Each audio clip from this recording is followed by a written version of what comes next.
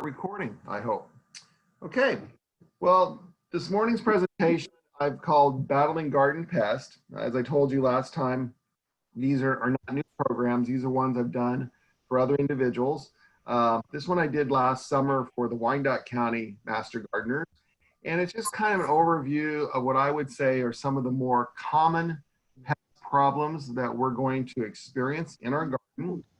And I go for, there we go. And so, the question is, of course, what is a pest? And a pest can be anything. It can be an insect, it can be the disease. And when we think of pest, that is what we normally think about. It's insects and those diseases causing us problems. But of course, weather, environmental factors also play a role, as do animals. And of course, man also has a play in that. So when we use the definition of pest, there's a lot of different factors that come into play. And those individuals that work the hotline, or you as gardeners know, a lot of times when people have a plant ailment, a plant problem, they call the hotline or they ask you. Everyone thinks it's a disease, but a lot of times it's not. It's more weather, other types of things that can cause the problem, as well as some of the things that people do on those plants. And I want to bring this up to a lot of people. We sometimes don't mention this, but I feel a lot of times some of the resources we have at our fingertips are not always utilized as much as they should be. And if you're not familiar with our website, there are several ways to get there, but if you're not familiar with Johnson County Extension's website, if you go to johnson.k-state.edu, and then if you click in the right-hand column, there's a column to the right-hand side, there's a tab called Lawn and Garden. And you click on that, there's a ton of different resources there. Over the years, there's a tab that says Agent Articles. That's where a lot of the columns I write for the Kansas City Star have been archived and stored. There's a link there on Extension Master Gardeners. And then in theirs, becoming a Master Gardener, there's a link to the hotline. There's a link to our garden tour information, a link to the demonstration gardens. Then if you go on down, there's a link called Publications and Videos. And on that link then is where we've did a direct link to all the resources at K-State and other locations. So there's the top ones on the horticulture publication. So it takes you all the K-State horticulture publications. On that same page, I'm going to skip over the common plant problems. On that next one, there's a link to the EMG fact sheets. And a lot of those fact sheets over the years that you guys have developed and written for garden tours are located in that site. So if you remember, hey, I wrote one on mulching, it's probably there. Or if you wrote one on ground covers for a garden tour, it's probably there. And so you can utilize that. But the other resource, I know a lot of hotliners already know about it, is the Common Plant Problems section. And K-State, Ward Upham, who, yes, he has gone into semi-retirement, he has developed, I think there's about 150 one-page short, what I would call fact sheets. And they're on a specific topic. Now the good news, bad news. The good news is there's a lot of information there. It's just the bare bones information, what you really need to do to know how to handle it. And that's also where the chemical treatments and options are listed. They're not in publications anymore. They're in these common plant problems. The good news is that there, like I said, there's like 150 of them or more out there. The bad news is it's probably not a great reference for identification because you pretty much have to know what you have to find it. Now, sometimes you get lucky. It's like they're listed under tomatoes. There's like 10 or 15 different one-pagers on any type of ailment there is on tomatoes and how to handle it, how to control it. But if you don't know which one it is, you kind of have to do a process elimination. So if you haven't utilized that for a problem-solving guide and help you with information, please do that. So here's the steps on how you make that happen through those steps. So johnson.k-state.edu, lawn and garden, publication videos, and that has all the different options available to you. And pretty much every pest I'm going to show you this morning, except maybe one or two, the information I took out of it came from these common plant problems, just to show you what a great resource this is. Okay? Whenever we get into dealing with a pest, and a lot of times, you know, from an extension standpoint, hopefully we've trained you that the first defense against any pest problem is not applying something to it. The best defense is always going to be right plant, right place, proper cultural practices, maintenance, those type of things. And then when all those alternatives fail, then we get to, well, okay, do we need to apply some sort of pesticide product to help control, eradicate the problem? And then of course we want to look for the product that has the least negative effects on the environment, labeled for the plant. And so I'm not going to really get into this issue here on which is the best option, chemical or organic. Just make a few broad statements. Like I said, the best defense is applying nothing. You know, let nature take its course, because that's what's best for the environment. And you know, whether you use chemicals or not is really become more of a social issue than a science-based issue. You know, because people are going to believe the information they want to believe. And so, you know, it's a personal choice. You know, when I work with people on the gardening hotline and we have to make a recommendation, one of the first questions I ask is, would you prefer a chemical or an organic approach? And most people will say, well, I want to do what's best for the environment. So then, you know, you kind of go over the options of organic versus chemical and then let them make the choice. But the one comment, I know I've made this comment over and over, is this one, organic products. And I don't mean to be negative or dissing them, but a lot of times, you guys are more educated than the average, your neighbor. A lot of people hear the words organic, think it's safe, but the problem with organics, just the same as chemicals, they will also eradicate the good guys as well as the bad guys. So an organic product does not just target the pest you're targeting. An organic product, while you're getting rid of the aphids, could also be getting rid of the lacewings or the ladybugs too. So don't think that they're safer. It's just that they're coming from a natural process versus, you know, created in a lab. So I just want to leave that. That's why I think the best recommendation, and hopefully a lot of people agree, is actually apply nothing. A lot of times let nature take its course. Now there are problems, of course, that nature will not correct. And then we have to look at the threshold. You know, how much damage is it? Will the plant survive? Will it produce? And whether or not we need to apply some sort of product. So how I've broken this up today, I guess we'll stop there because there's another breaking point. Karen, any questions I need to address? No, not at this time. Okay, cool.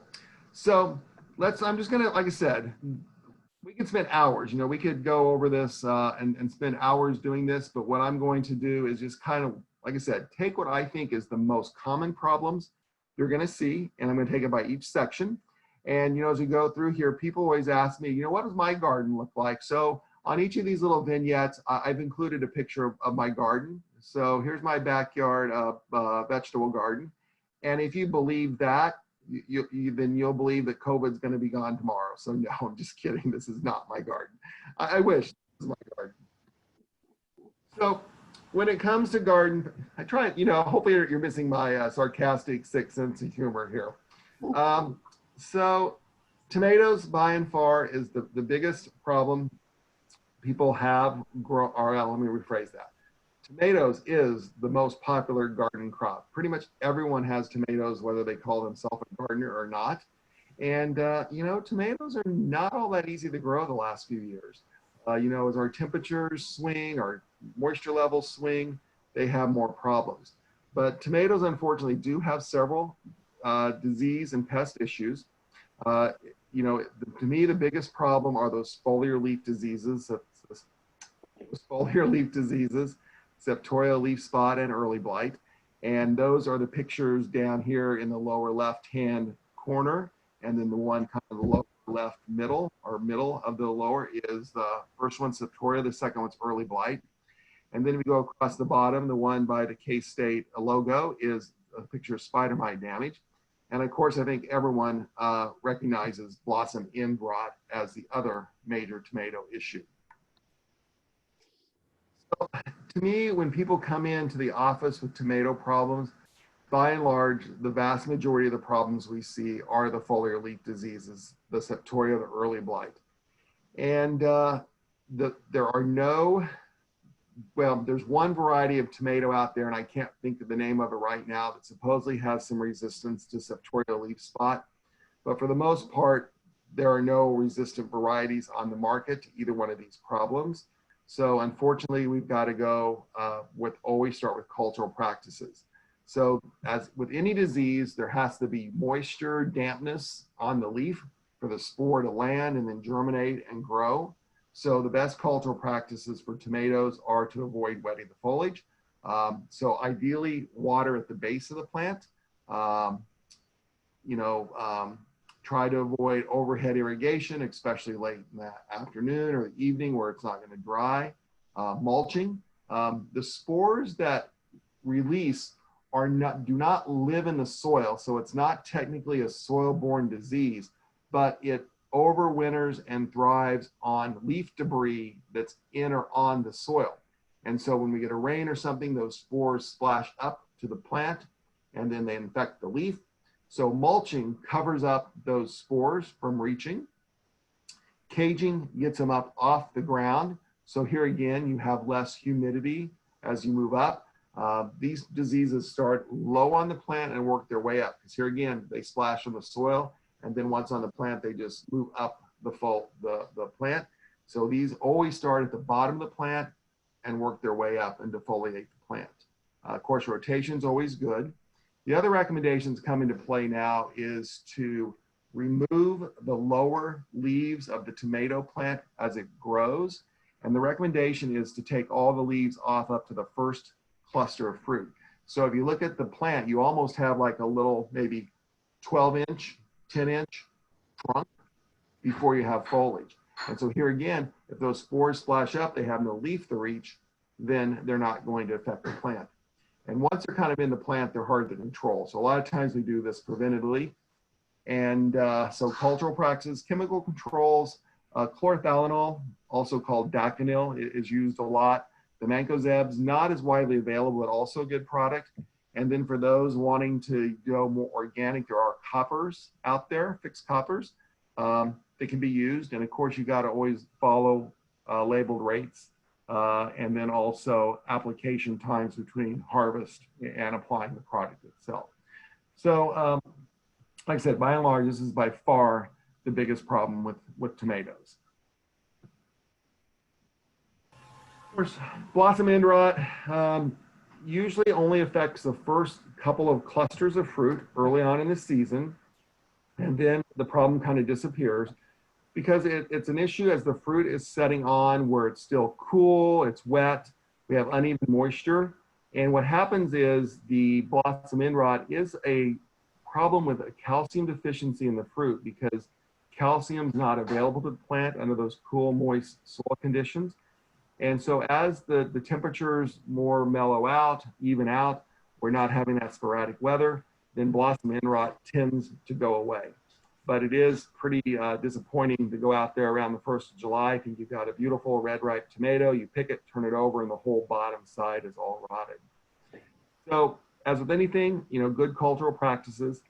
And please, I think I actually scolded someone on the Facebook page last week about some home remedies, but Epsom salts does not work. It's magnesium, not calcium. Eggshells in the soil, yeah, they're going to break down and release calcium, but it's going to take a long time. I've heard people putting sugar in there. I've heard people putting in acid tablets in their holes when they plant tomatoes. But basically, none of those problems are home remedies are going to help with the plants itself. So it's really back to just good cultural practices and getting those plants off growing and then living through the stages of blossoming and rot. Lastly, on tomatoes, look at spider mites. And the key to me on spider mites is just the opposite of the foliar diseases. I said on the foliar diseases, those attack the lower portions of the plant. Well, spider mites are going to be on the new growth at the top of the plant itself. And also remember that mites are not insects. Insects have 6 legs, mites have 8 legs. And so most of the insecticides that are labeled actually have no effect on mites. And many of the insecticides actually can increase mite production because they kill off the natural predators. And unfortunately, there's not really any good miticides on the market that are available to homeowners. So that's why a lot of times you see the recommendation now is a really strong spray of water every other day for 3 or 4 days. The horticulture oils or soaps as another option. And I got the note here, paper test. So what you do is you take a leaf or something, you put a piece of white paper on it, kind of knock it, shake it, and then you look to see if there's little white mites crawling or the mites crawling around. Or the other thing is you get this bronzish discoloration to the foliage, and they're feeding underneath the leaf. So just taking that water spray or oil spray over the top is going to have no effect. You've got to get it underneath the foliage to control these. So you have good contact penetration to dislodge those mites itself. So, okay, I think that's the tomato questions. I'll stop there. Are there any questions with the tomato problems? I don't see any yet. Okay, this is kind of scary. You guys are all this quiet. Okay, I got one more. So here's my question to you. Is the tomato hornworm a pest or not? So if you're a true native organic lover, you know, the tomato hornworm, tobacco hornworm, its adult is a sphinx moth. It is considered a pollinator. With most moths, they fly at night. Now, some people have debated how effective it is at pollinating. It may not be the most effective pollinator, but still in the big picture of life, it would be called a pollinator. Controls would be hand picking. So they're pretty big. I know the Wildlife Habitat Committee, they take these all over when they do their community outreach events because kids can pick them up, pet them, and it's a great teaching moment with kids and other adults about the value of insects, and not necessarily all insects are bad. If you do need to treat spinosad and other products are what's recommended, and you're going to see this spinosad name pop up a lot of times during this presentation. Commonly sold as Captain Jack's Dead Brew or Dead Bug Brew, and it is considered organic as an insecticide, and it has a good wide range of applications. Some people will plant an extra tomato plant or a cherry tomato that grows gangbusters. And if they see these guys, they will put them over on the cherry tomato, let them eat that. And a few weeks ago on the Facebook page, I did post, I think it was on a little trowel shovel, one of the overwintering pupa cases of the hornworm that someone had dug out of there.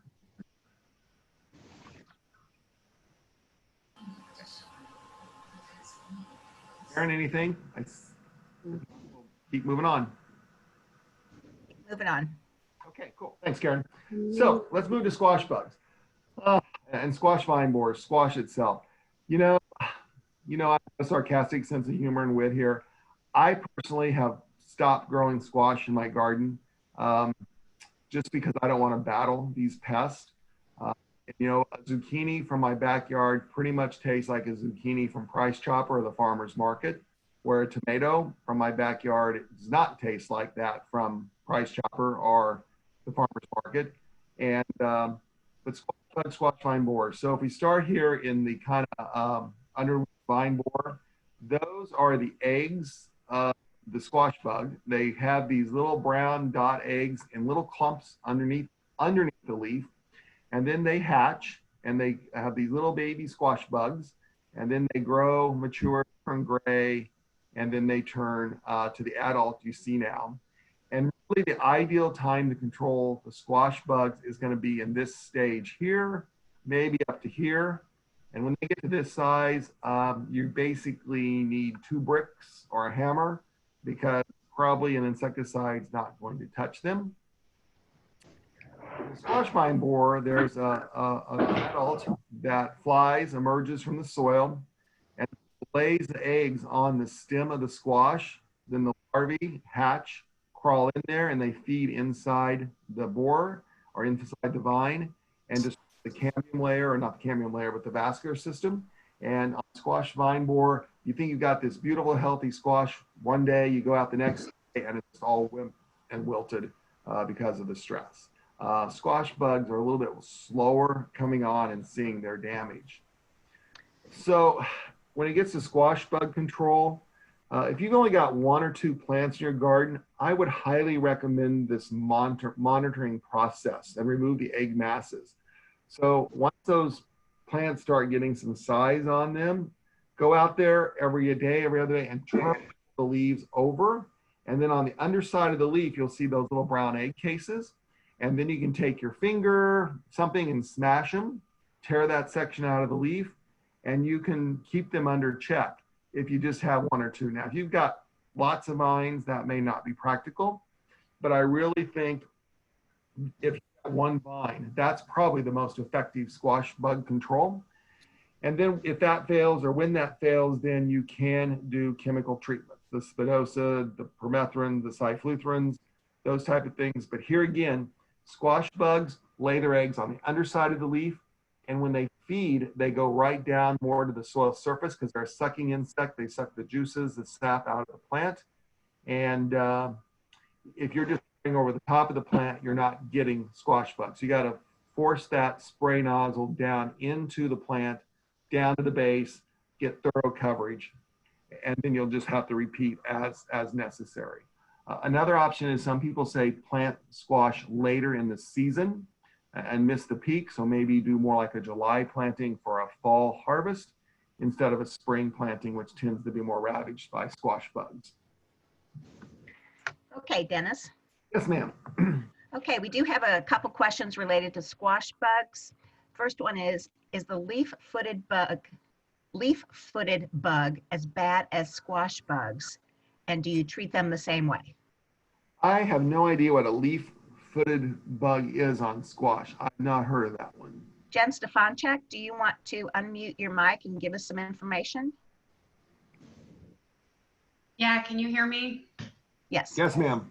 It looks just like a leaf bug. Maybe I have the wrong name. I'm sorry, it looks just like a squash bug. I might have the wrong name for it, but its legs have a little lump, a bump on the back of the leg, and it looks like a leaf. The back of their legs look like a leaf. But other than that, it's a squash bug.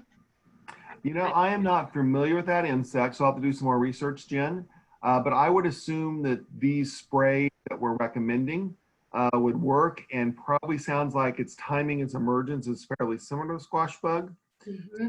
I would assume so. I'm just making a guess, but I'll have to do some more research on that guy. Okay. Thanks, Thank Jen. I thought the leaf bug was more like an assassin bug in the family, and damage, non-damage of an assassin bug, which means that they're predators and do more good than bad. You know, Nancy, that's exactly where I was headed until she made the comment that the bump was on the leg, because I normally think of the assassin bug family being on the back of the head. What is it? The abdomen, the thorax, the abdomen thorax section. I can't remember which one it is. So that's what threw me when she said on the. I was thinking. Yeah, if you Google leaf-footed bug, you'll actually see it's exactly as Jen described. It's got like a little tiny little wing on its legs that looks like a leaf, and you'll know exactly why they call it a leaf-footed bug. But I've never seen it on squash that I've planted.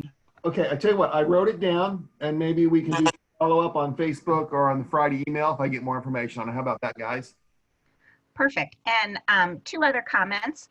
Are the eggs on squash plants only on squash plants, or are they on other plants too? Squash bugs are only on squash. Now keep in mind, squash is the winter squash, the summer squash. Pumpkins are technically a squash. So yes, all those crops. You won't see them on cucumbers, watermelon, cucumbers. They're not in the squash family. Okay, and lastly, we do have what we call a group chat box, and it, in addition to having questions for Dennis, which I will share with Dennis, there's also interesting comments from other of your master gardeners who have expertise in areas. Nancy Chapman's doing a great job of giving little tips on how she handles, you know, different of these situations. And so if you follow the group chat, that's another way of information for you. Yeah, I just clicked on the chat box, and Nancy's right. It will congregate under the pieces of cardboard. You know, that's why I think we've heard the 2 bricks squash bug control. You put bricks out in the garden, they call under it, and then you take the bricks, pick them up, and smash the squash bugs with them.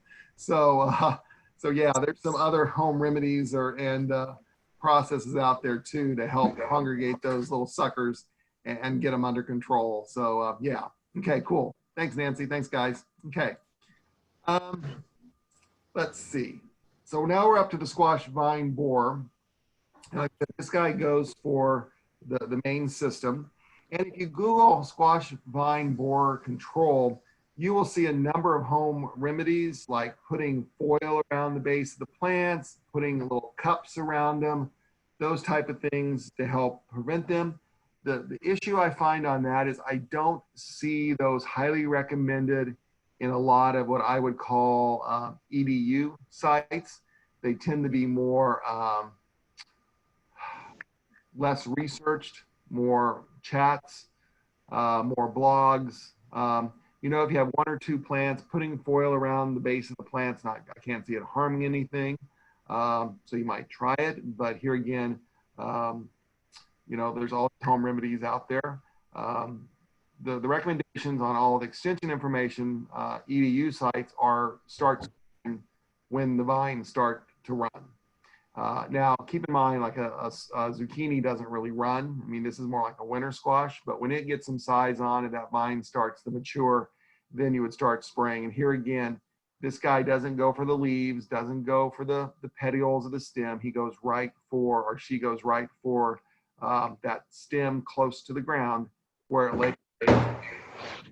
And you also see these recommendations. Well, if you have one, you can take a sharp knife, you can go in there, open them up, pull the guy out, and then cover that base up with soil. My take is by the time you see them, the damage is so much done that there's really not that much help. And when I've tried to get in there and do that, the vine's just fallen apart and died anyway.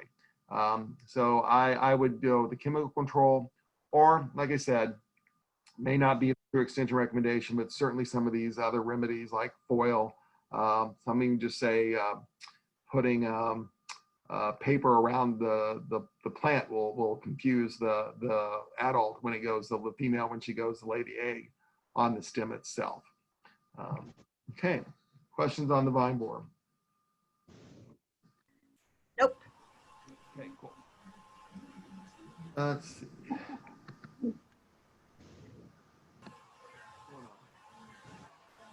Okay, those were just the main garden insects, vegetable insects I was going to highlight because I think those are the ones we get most common on.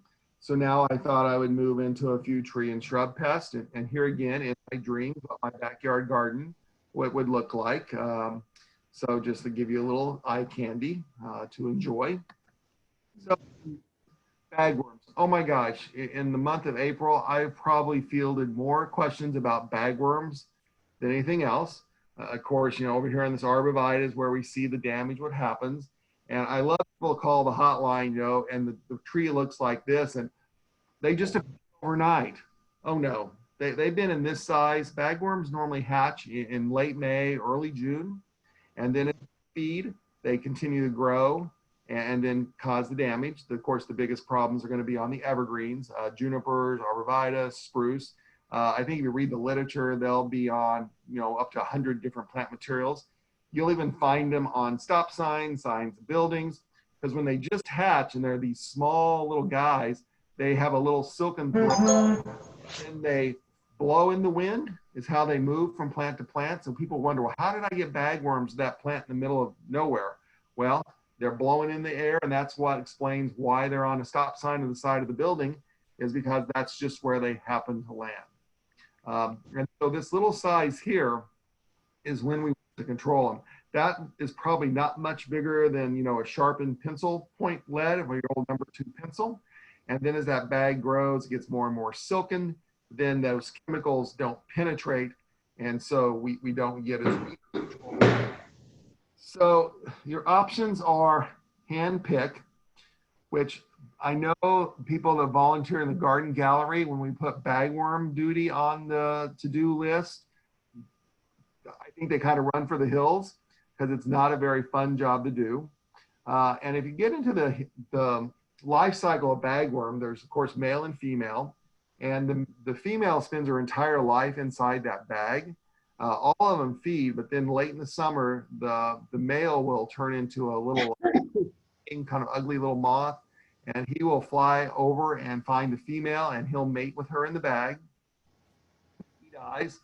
And then the female later in the summer will lay eggs, and then she dies. And what overwinters then is the female bag. If you ever hand-picked a bag this time of year and you pull some and they're dry, or they have in, that's where the male came out of. The female bag, if you squeeze it, it's going to be more slimy because it's got up to 500 eggs in there. And so then your treatments are going to be your various pesticide controls right after they start hatching, which is going to be somewhere in early to mid-June or late May. A lot of times people say wait till mid-June and treat and do one application. My experience in the last couple of years, it's almost like there's been 2 waves of hatches. There's been an early and then a later hatch. So sometimes doing 2 applications may do a better job. And of course, these are all contact insecticides. So you have to have thorough coverage of all the parts of the plant where the bagworms are feeding. If not, they will potentially survive. So here you see spinosad pop up again, the old orthene product, cyfluthrin, permethrin. I made a comment that, you know, the product 7 that most of us grew up with used to be the active ingredient carbaryl. Carbaryl's been removed from the market, so now 7 is really a pyrethrin product. It's no longer the carbaryl. So that's why you don't see 7 listed here much anymore. And then a lot of people use the BT, the Bacillus thuringiensis, which is the selective control for Lepidopterous species, which the bagworm falls into. I think I said moth earlier, but I was incorrect. But the BT then is another option for organic control of bagworms. So any questions on bagworms before we move on? Yes, 2 questions. Did you go over what month is the best to hand pick the bagworms? Anytime you can't spray. So probably, you know, you could probably maybe get a treatment on early July, but probably once you get into late July, August through now, it's hand picking season. So, you know, today would be a great day because if you wait too much longer, if you start the hatch, it's going to be too late. Okay. And the other question is, will Malathion control bagworms? Yes, Malathion will control bagworms. I will be cautious though. I believe if I remember correctly, Malathion will discolor blue spruce. It will kind of eat through that glaucous blue layer that gives you the blue spruce look. So you might want to be cautious with that if I remember correct. And Malathion you're not seeing on the market as much as you used to either. These Thrins are the ones that are really taking over more or less the market. So are the treatments okay for red cedars? Yes. And will junipers recover from the damage? So keep in mind, red cedars are junipers. And so, yes, they're highly effective. And will they recover? It depends on how extensive the damage is. I think probably the junipers are more resilient than, say, spruce or arborvitae, just because they're a little bit more and vigorous in this climate. But whether or not they recover, especially on the spruce, they're really slow to recover because it just takes all the energy from being able to make the new buds because they only put out that growth once a year, where junipers can put out a couple spurts of growth a year and they can recover a little bit easier. Great. And would you mind repeating what the second treatment date is? I would say, I don't have a time here. I would say, about 2 weeks apart. So if you did one early June, wait 2 weeks or so and do one mid to later June. So about apart. And hopefully you'll catch that later hatch. I definitely have my treatments on by the end of June in this climate. And the other thing is Scout, go back to that picture. This is the stage. I don't know if my little mouse cursor shows up or not, but that's the stage you want to get them at. Once they get to this size, it's going to be harder. You've got to really soak the bags. And so you're really trying to look for this stage here. So I guess the other thing I'd say, if you've had bagworms in the past, definitely be on the lookout for them this year, because even if you hand pick, there could be a bag inside that you missed, or one or two. And if that's a female bag, like I said, there could be 500 little coming out. Perfect. That's all for now. Okay. The other pest that's been popping up a lot more is this magnolia scale. 5-10 years ago, never ever saw that. But this guy, we get tons of this coming into the hotline room.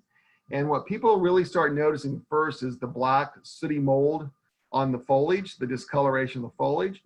But then when you start looking down in the stem, you get the scale, this cottony brown scale. And it's this, I believe, soft scale that then it oozes the sap, or the sticky residue, the honeydew that causes the sooty mold. And so what this does is just slowly weaken the plant because it sucks the juices out of the plant. And this happens on like the star magnolias, the saucer magnolias. I haven't really ever seen it on sweet bay, bracket, those type of magnolias. Those really early flowering types is what I've seen it most on. And, those have a really dense canopy of foliage. So a lot of times it's hard for people to see the stems when they leaf out. And so it's not till we see that black discoloration that people, oh, what's going on here? And since it's a scale insect, they're a little more difficult to control because that scale protects the feeding insect underneath it. So the contact sprays don't work. You have to get them either when they're in the crawler stage where the babies are hatched and crawling out to new locations, or a lot of times on scales, that's where the oils come into play. So to me, I think for magnolia scale, one of the best treatments is going to be this dormant oil during the dormant season, so before bud break. Maybe back late February, March, early March. And you got to get thorough coverage. You got to get all over that stem or branch because they can be on the upper side, the lower stem. So here again, if you just spray, and I've lost my camera. So if you just spray on the top side of that branch and there underneath, you're not going to really get them. The systemics, the imidacloprid, the merit product, donatefron, can also be applied in early spring to help give some control. And then the time that I don't really recommend as much is the August timeframe, because that's when the crawlers hatch. But here again, these crawlers are microscopic, and to know when they're out there crawling so you can spray with an insecticide is difficult. Plus, there's that canopy of foliage on the plant, and so how you're going to force that spray in there with a little pump-up sprayer. So that's why I really highly recommend the dormant applications, the oil, or the drenches as a way to control the magnolia scale. Questions on scale? Nope, good to go.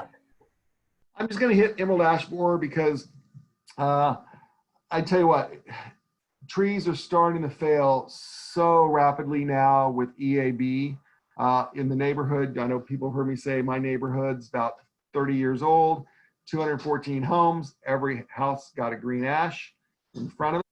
And the city of Overland Park, the last couple of weeks or so, has probably removed 30 or 40 ash trees in our neighborhood. And this picture on the right is what they're starting to look like. So you're getting all this green sucker growth coming out of this midsection of the tree. And then you can start to see where the canopy's dying back. Actually, this is the tree across the street from my house last summer.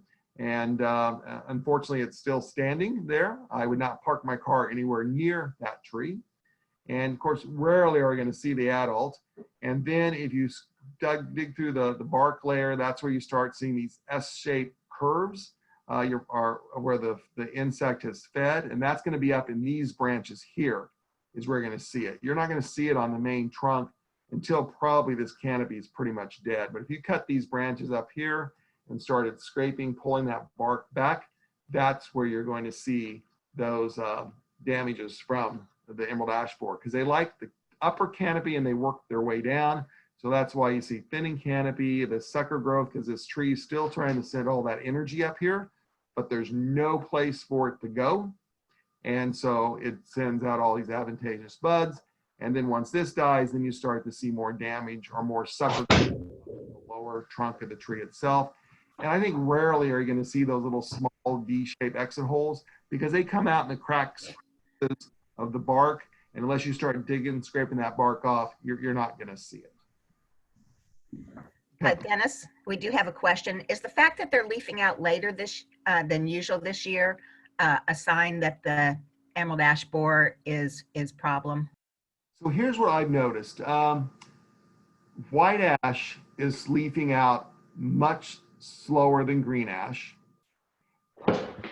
Most of the EAB damage I'm seeing is on green ash, not white ash.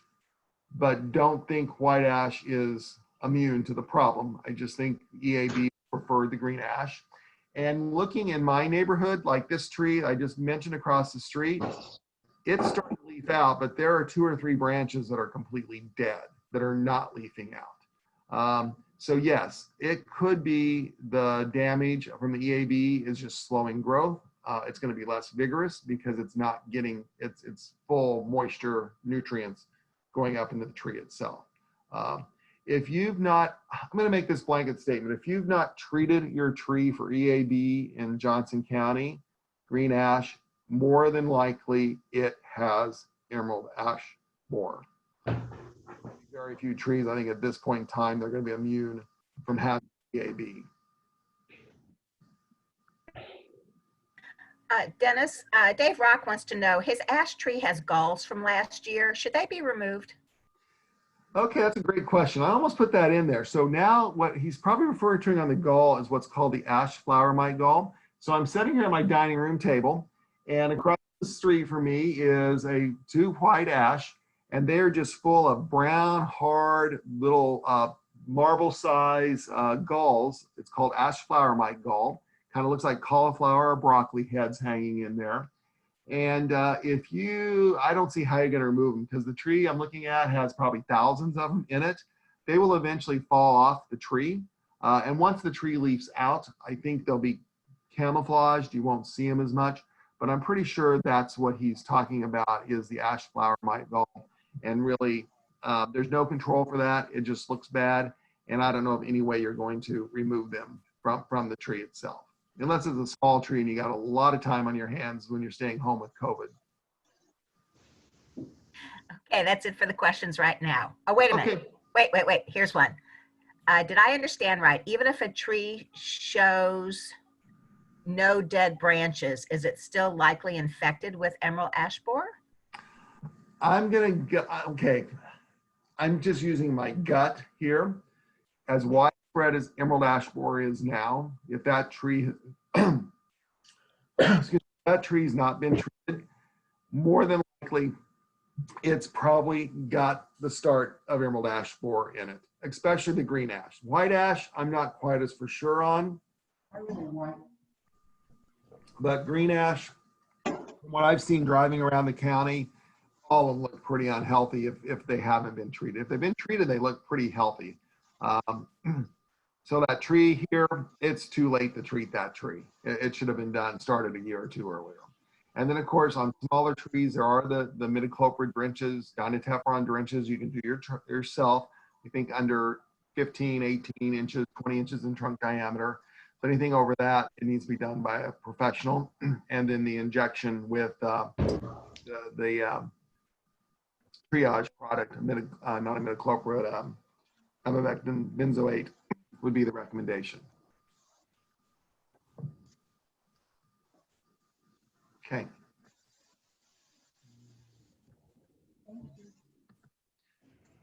Tree and shrub diseases. You might say, well, why did I put roses in tree and shrubs? Well, because the landscape roses are shrubs, not perennials. And so rose rosette, we've been talking about for years. As you can see here, there's all the different variations of how the disease manifests or shows up on the plant. It is translocated through a wind-blown mite that then passes the virus from plant to plant feeds. And then here's all the damage. You know, the shoots and foliage have that abnormal red color, thickened succulent stems, elongating shoots, shortened internodes, lots of thorns, that witch's broom effect, kind of got a distorted, looks like 2,4-D damage to it, are disformed flower buds. So there's just all these various indicators of what rose rosette could look like. And no matter what you read on the internet, there's absolutely no controls for this problem. You have to remove, destroy the plant. Disinfect pruning shears, it doesn't really move through other methods except the mite itself. But just part of good hygiene, common sense, I think, would be if I had a plant that was infected with rose rosette, I was using my shears to prune it. I think I would disinfect them before I went and pruned anything else. So I guess basic common sense. Research doesn't really go through root grafting. So we got 2 roses that roots have grown together.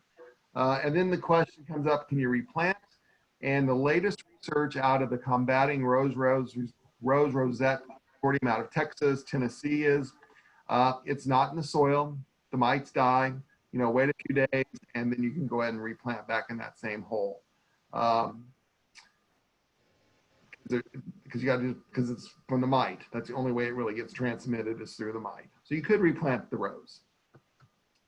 But, you know, should you replant the rose is the question. You know, I would definitely recommend increased spacing between the plants so they don't touch each other, where that mite can crawl from one to the other. You know, if you get online and read some of the information, they have all these things where you plant a barrier around them to keep the wind from blowing the mites, those type of things. But good God, this is Kansas City. We're never going to stop the wind from blowing something in. You know, when you remove the plant, you know, be careful. You have an infected rose and you cut it off and you drag it over the healthy rose right next to it. You could dislodge those mites and infect that plant next to it. You know, my take is just reduce using a roses or isolate them more, you know, plant here, plant there, so you don't have these large groupings that could be more of a mite factory for them. Okay, any rose rosette questions? Hopefully everyone's learned to recognize that by now. Here in a few weeks when the roses are out, I can drive, you know, 30 miles an hour and spot rose rosette. For those people that work the garden gallery or come to the office, and not to diss the city of Olathe, but that median there between 119th and Sunset has a bunch of knockout roses in it. It's infested with rose rosette, and I'm almost positive that's why Garden Gallery has such a massive problem with rose rosette. Even though it's to the east and the north of the garden, it's still just all those knockout roses are just covered with. Okay, so flower garden pest. Astor's yellow, I know you've heard me talk about Astor's yellow before, but to me, this is one of the main issues. It affects the echinacea, the coneflower. But keep in mind, anything in the Asteraceae family, which I think they've changed the name to, but we're going to stick to that, that has that composite daisy-like flower. So Shasta daisies, asters, coreopsis could all potentially be affected, marigold, zinnias. And so what you see is this funky discoloration to the flower, or you get part pink, green coming out of it, or petals coming out of the center. And this is caused by a phytoplasm that is spread here again by insect. And so really the only control for Astor's yellow is to dig and destroy the plant. You do not have some funky new cross of echinacea coming up in your yard. You have Astor's yellow and the plant needs to be destroyed. I can hardly grow echinacea in my garden. I always get this problem for some reason. I know Garden Galleries removed several plants. I think some other backyard garden, I think some other demonstration gardens have also had issues with Astor's yellow. Oh, the wonderful budworm gets in there and eats the flower buds off of petunias and geraniums. You know, my best advice is just don't plant petunias and geraniums. They can overwinter in the soil. They can blow in on the breeze up from the south as the season progresses. Some of their recommendations says to get in there and hand pick those worms at night. Okay, call me a lazy gardener, but getting into all the flower buds of petunia or a geranium is not what I call my idea of fun and gardening. And also, I'm not a big person just to have to go spray, so I embrace the don't plant petunias. Geraniums, even though they're absolutely gorgeous, they're favorites. To me, they're just not worth it. You can spray here again, the permethrins, the spinosids also pop back up. Last time I tried petunias 3-4 years ago, I used the spinosid in a pre-mixed, and I found myself, I was out there spraying every couple weeks, and I had it in a container, and finally decided this is not worth it. And I just threw the dang thing in the trash. And that's probably the last time I'll plant petunias. So all those beautiful petunia baskets you see like in the city of Marion, you see down on the plaza, those things are being constantly sprayed to prevent the budworm. We've also had reports that budworm will show up on snapdragon. We've had reports that budworm will show up on angelonia also. So unfortunately, it's a nasty little pest we have to contend with. And then downy mildew of impatiens. You get the white powder discoloration of mildew, and then the plant defoliates, just looks sick, looks terrible. And once you've had this problem, the recommendation is never to plant the Wallerina impatiens again. And those are the common impatiens you see in the little 6-packs. Multiple places now are having flat sales, and these impatiens are there. If you've had problem with downy mildew, it's likely to rear its head again because those spores persist on the soil forever, so to speak. And if conditions are right, with right humidity, those type of things, it's going to rear its ugly head again. And really, there's no practical treatments except not planting. And what's on the market now are the hybrid crosses of multiple different species, like the New Guinea Hackrai genetics. So now you get the sun patients, bounce series, those type of things that appear to be tolerant or resistant to mildew.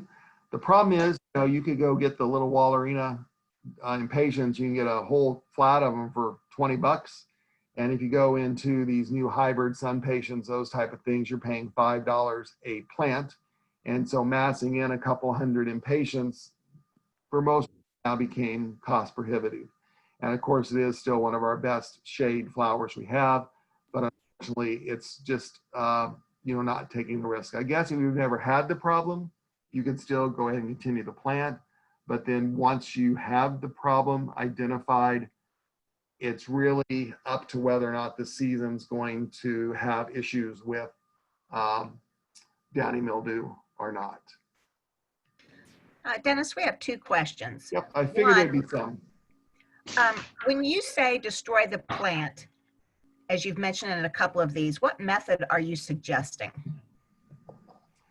Put it in a plastic bag, put it in your trash, which I know violates Johnson County organic waste disposal, or put it in a paper sack in the paper lawn bag, put it at the curb, and let it be taken away. Never put it in your compost pile.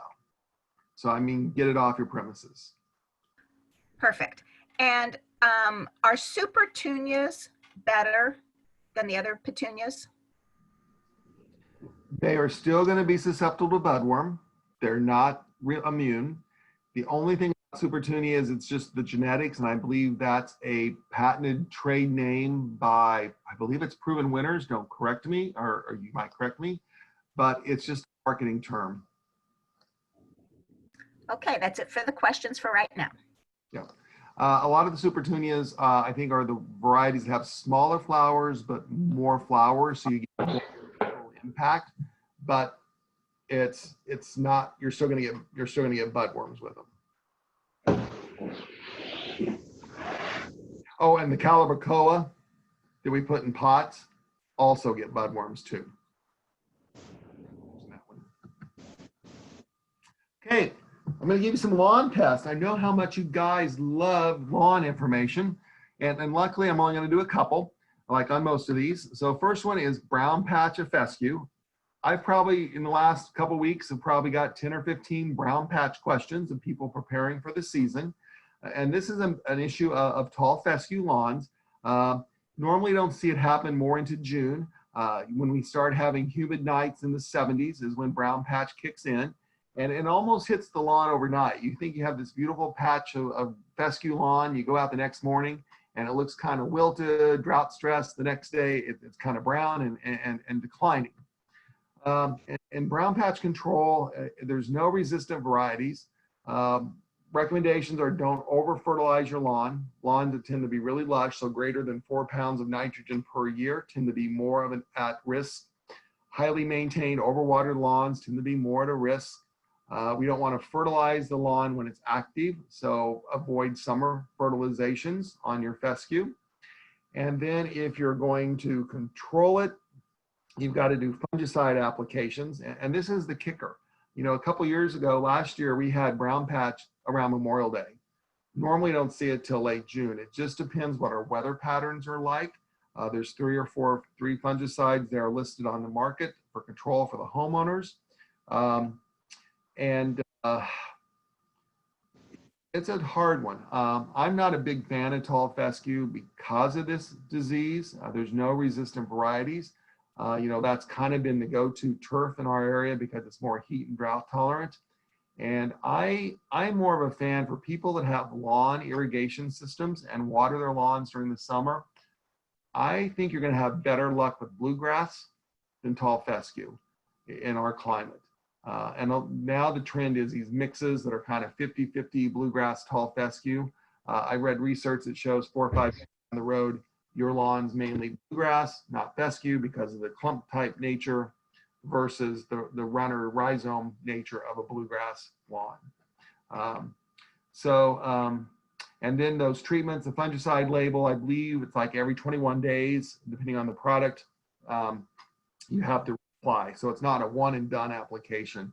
It could be 2 or 3 applications. You can stop treating by mid-July, 1st of August, and then the disease has kind of run its course.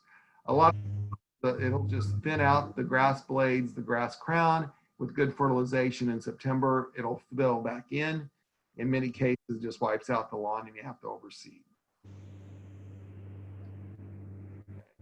No questions. Yes. No questions. Oh, no question. Okay, cool. Then, of course, grubs are our other problem. And I just listed 2 right here. We'll talk about another one in a second. But we have this southern mass chafer and the May, June bug. For the average person, we really can't tell the difference unless you look really closely at the size of the adult, the patterns on the grub itself. The bottom line is we treat them the same, but the southern mass chafer, the 1-year grub, is our #1 pest problem of lawns. And when I took my trash out on Tuesday, there was a June bug crawling on the ground. It's underneath the street light, but there I already saw one that had emerged this year. And so the grubs chew the roots off, feed on the roots, and then the grass dies, peels back like a carpet. This usually starts showing up somewhere in early August in our climate, because what's out there now are the grubs from last year. If they're a 1-year grub, getting ready to pupate, turn into the adult, which I saw. If they're a 3-year grub, it takes 3 years to go to that cycle. And so then the adults will mate, lay the eggs on the turf, June, July. They hatch early August. They start feeding, and then they cause the damage. And if you just find 1 grub here, 1 grub there, like in your flower garden, vegetable garden, that's nothing to worry about. It takes, you can see in this picture, maybe hard to see, it takes like 6 to 8 grubs per square foot to really cause enough damage. So finding a random grub, I wouldn't worry about, and no controls. And usually in flower vegetable gardens, they're not a pest because there's just not enough massive root system for them to be a problem. As far as treatments go, they like, again, lush, high maintenance lawns tend to be the problems. You know, the females are smart. They know they'll lay their eggs in a moist lawn versus a hot, dry lawn. They're not going to lay them in the shade. They're going to be a sun problem. And then when it gets back to treatments, you have two options. And most people do the preventative applications that go on in June with the imidacloprid. There's some other products out there on the market also. And that's what most people do. And then if you didn't put one down, you've got a problem. Then there's the old Dialox product that you put on just after the grubs hatch there in early August. And keep in mind, for both of these to be effective, they should be watered in within 24 to 36 hours. So if you have a way to water in grub control, first of all, if you don't water, you're going to have a lot less likely issue with grubs. And if you have no water in, putting a grub control on that rainfall is going to be a waste of your time and money. Okay, questions on grubs? Is it correct that the normal grub control chemicals should help with the control of Japanese beetle grubs also? Yes, so those Japanese beetles will be controlled by these products also. Currently, and I'm going to do Japanese beetles here in just a second. Currently, Japanese beetle grubs are not at high enough populations where they're causing lawn problems. But if you are treating for the mass chafer, the June bug, then you are getting rid of the Japanese beetle larvae also, because they pretty much have that same life cycle as the southern mass chafer. So now they're getting ready to pupate. That's why they're going to emerge here in June, July, lay their eggs, and that's why they disappear then later in August, because after they lay their eggs, they die. The only difference with the Japanese beetle is that the adults feed. In the other June bugs, May beetles, the adults don't feed. That's why they're not considered a destructive pest of anything other than lawns.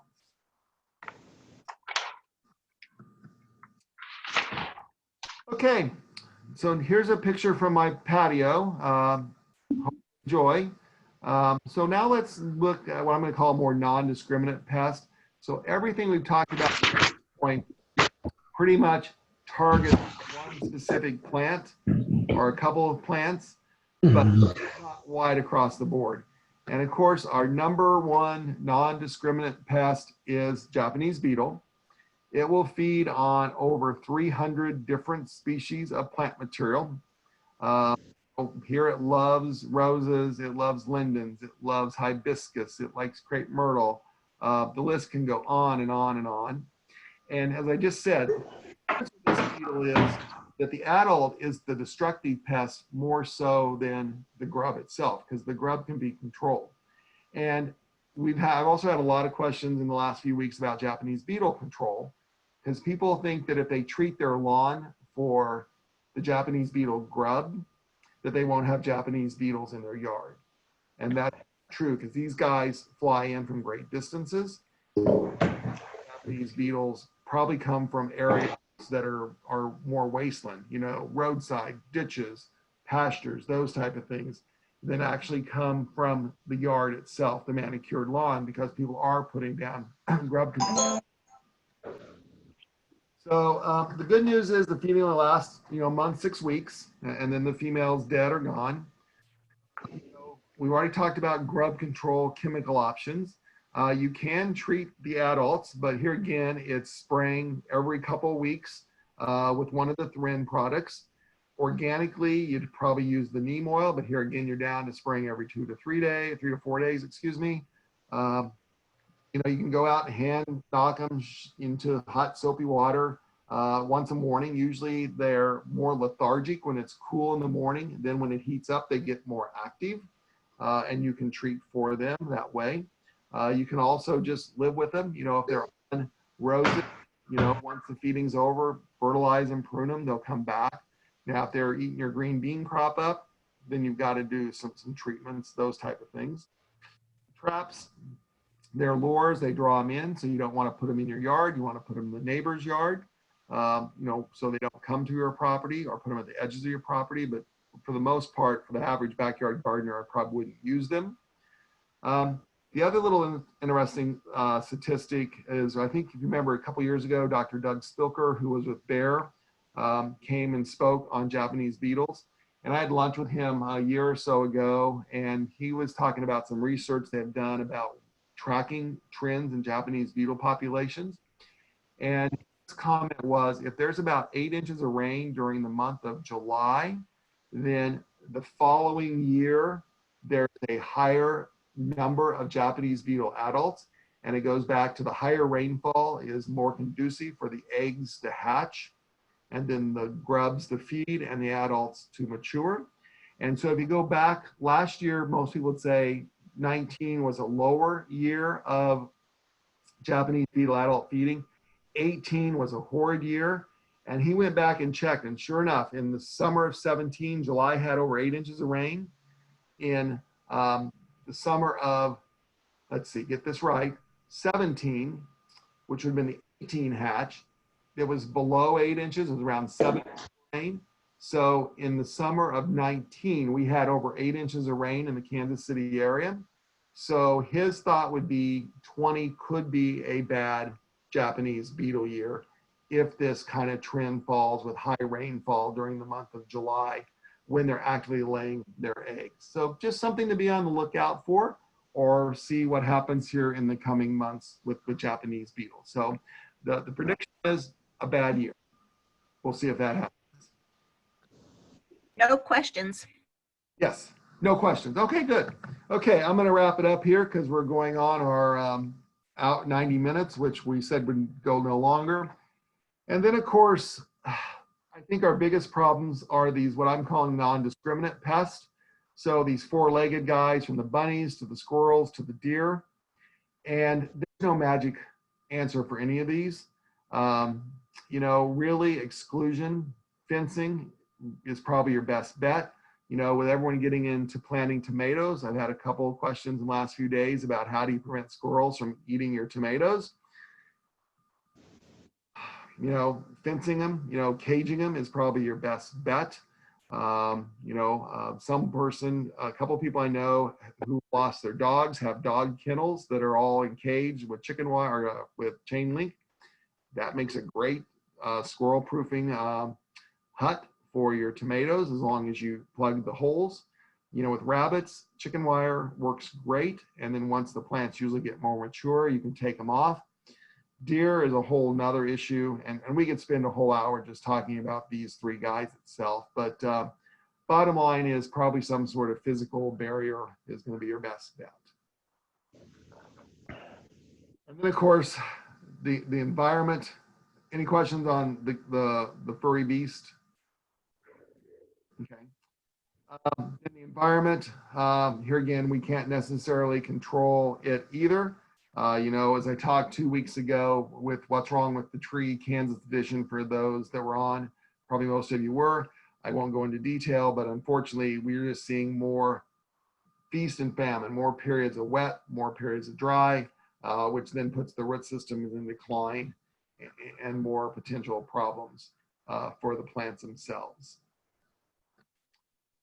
And up here, you know, kind of started off talking about, you know, the chemical versus organic approach.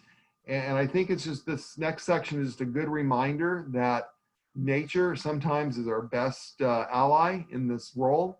You know, so just get to know your good guys. Of course, everyone knows what the adult ladybug looks like, but the instars, the younger generations, you know, people will bring this guy into the hotline wanting to identify him and wanting to know what to spray on him. But these are actually the stages of the ladybug that probably does more eating of aphids, more control than the adult does. But all of them are good, beneficial insects. Of course, our friend the lacewing, the green lacewing, white lacewing, the little, you know, a lot of people see the adults flying around. They're very identifiable. And you'll occasionally see these egg masses. I think it's a very interesting egg mass, just a little silken thread, and you'll see the little white egg. But then the guys, as they develop, you know, here again, they don't look anything alike, but you get these little alligator forceps where they'll go up and pinch and eat the aphids off your plants. So the ladybugs, these type green lacewings, are all just really good beneficial insects. So keep in mind, if you spray any product, even organic products that are out there, you're going to impact the good guys also. Of course, you know, who's worried about the butterflies? You know, they're more pollinators, but it's, you know, it takes the larval stage to get the adult. So if you're controlling the guys, like with the BT, the Lepidoptera species, you're impacting the adult butterflies. And then of course, all these nondescript little flies, mason bees, orchard bees, leafcutter bees, that are syrphid flies that are out there feeding on our plants, but they're not really feeding on the plant. They may be feeding on the pollen. They're feeding on soft-bodied insects. So just because you see something flying around the garden doesn't mean it's a bad guy. In most cases, it's probably a good guy out there in the garden. So don't overreact. And then you get this parasitic wasp that will sting aphids, other soft-bodied insects, and cause them to die and feed on them. So here again, know your good guys. Just because you see something doesn't necessarily mean it's bad.